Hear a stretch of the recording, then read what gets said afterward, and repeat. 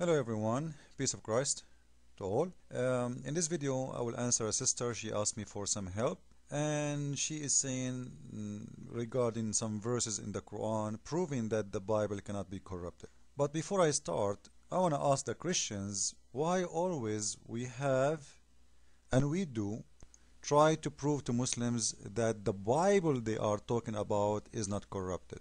I want Christians to stop doing this. Simply, when a Muslim he say to you the gospel is corrupted, he's talking about the gospel of his God, not yours. Let us be smart and play the game of Muslims correctly. According to Islam, the Injil, which is the gospel, is sent by Allah. He is not talking about the gospel you have in your hand, because anyway, the gospel in your hand is not sent by Allah to you. Is that correct? So when a Muslim says to you, oh, the Injil, which means the gospel, is corrupted, say to him, yes, the gospel which sent by your God, Allah, is corrupted. This is a problem for them. It is not a problem for us. Because this is showing us that the God of Islam, according to them, who sent 124,000 prophets, all of them they got beating. All of them they got screwed. All of them, their books is corrupted, and Allah supposedly He want to protect only one book, which doesn't make sense. 124,000 prophet, Satan did beat them, and by the way, he is not beating the prophets, he is beating their God, because the books prophets bring, they are the books of their God, not their books. So as you see in the screen, this chapter 3 verse 48, it says that Allah, He is the one who taught the gospel. He is the one who taught the Torah, and He is the one who taught the Injil. The law and the gospel in here is simply translation for the word Torah or Injil. So those are the books of Allah. So if a Muslim saying his God Allah get screwed by Satan, and Satan made fun of him and corrupt his book, agree, we have no problem. It is the problem of their God, not our God. Our God is not Allah, and we have nothing to do with those books. Anyway, this is number one. Number two, just to show you from the beginning how stupid is the one who wrote the Quran. As you see in here, it says that Allah is the one who brought the Torah and the Gospel. If we go to different verse, chapter 5 verse 66, to show you that when Muslim says that the God of Islam, He is the same as your God, and He is the one who brought the Torah and the Gospel, is not, simply by the following verse 566, saying the following: if only they had stood fast by the law and the gospel and all the revelations that was sent to them from their God. You see how stupid this God is? If you are the one who sent the gospel and the Torah, why you say to them, if they stay by the gospel which sent to them from their God, shouldn't He say from me? Remember, the one is talking there is Allah, but the one who is making the Quran, he is just a fool. This is why he keep contradicting himself. One verse saying to us that Allah is the one who brought the Torah and the gospel, another verse saying to us if they stood with their book which sent to them from their God, they would be fine.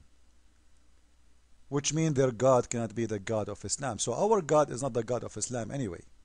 Now let us continue and show you more verses in the Quran to show you how stupid the one who made the book. Chapter 3 verse number 93, you will see in here the Jewish and Muhammad, they have argument over food, what they should eat, what they should not eat.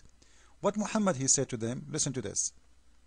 Say to them, this is Allah saying to Muhammad, this is Quran, say to them, bring the Torah now. Now, do you see the word now? And recite it, so that the Torah of what you say became clear. So Allah in here in this surah saying to them, saying to Muhammad, say to the Jewish to bring their Torah if they are honest in what they say to you about arguing about eating a camel or drink the milk of the camel.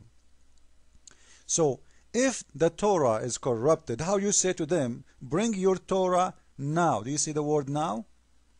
So the Muslims can't play game say, oh, this is about the Torah before. This is about the Torah 500 years before Muhammad. No, this is now. Muhammad is challenging them to read, not only to bring it and read. Read it from where? From the Torah. When? Now. So how you ask them to read it from a book? It's corrupted already. This is one of the stupid things in the Quran. It's chapter 3, verse number 93. Let us move.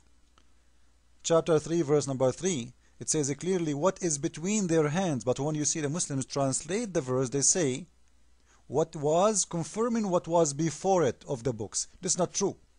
It is what between his hand. He have now between his hand, confirming the books between his hands, which is the Torah and the Injil, the Gospel. Let us continue. This is 543. In here you will see very, very clear evidence. Allah saying to Muhammad, how they are making you their judge when they have the Torah. They have the Torah. He's talking to Muhammad right now. You know, there is no need for you to be a judge for them because they have the Torah. Let them read their Torah. So if the Torah there is not the true Torah no more, how Allah say to Muhammad, how you can be judged for them if they have the Torah? Do they have the Torah or they don't have the Torah? If they have the corrupted Torah, you cannot say to them, go and read the Torah, which is corrupted, to be judged for yourself. Right? So he's asking them to read what is not corrupted, which was in the time of Muhammad exists. And this is why Allah is saying to him, why they are making you a judge, coming to you to question you. But simply in here, Muhammad, he have no answer. He don't know what to say. So he said to them, oh, you know what? Go and read your Torah. Don't you have your Torah? It's approved. So it's approved, not corrupted. I'm not going to say to someone, go and read the book of Jehovah's Witnesses to get the right answer. Jehovah's Witnesses for me are not a Christian, and their book doesn't have to do with me anyway. So when you say to them, go and read the book to be a judge for yourself, to get the correct answer, it's mean you are approving their books which they have at that time. Let us continue.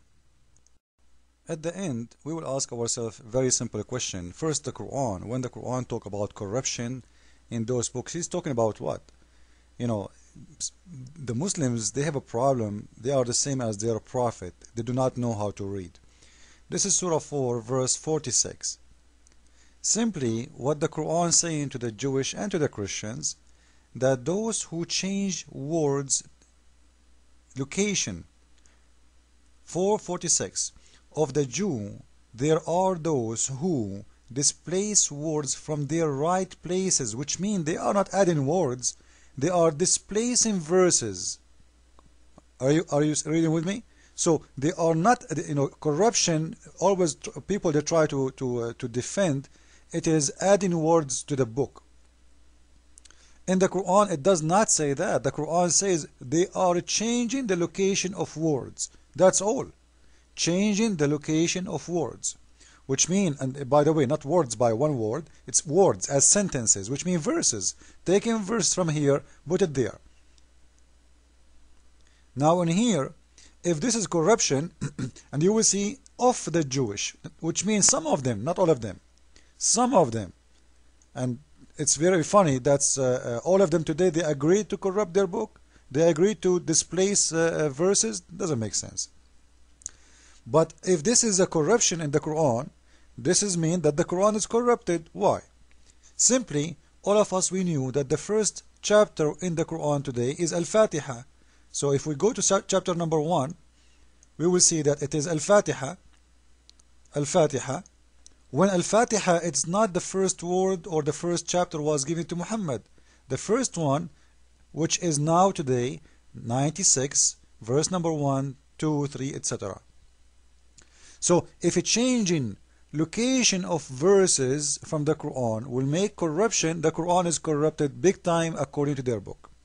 Not much time left. If we go to chapter 5, verse number 3, we will see the God of Islam saying that today I completed my favor upon you, and I finished Islam and perfected Islam for you and accepted Islam as a religion.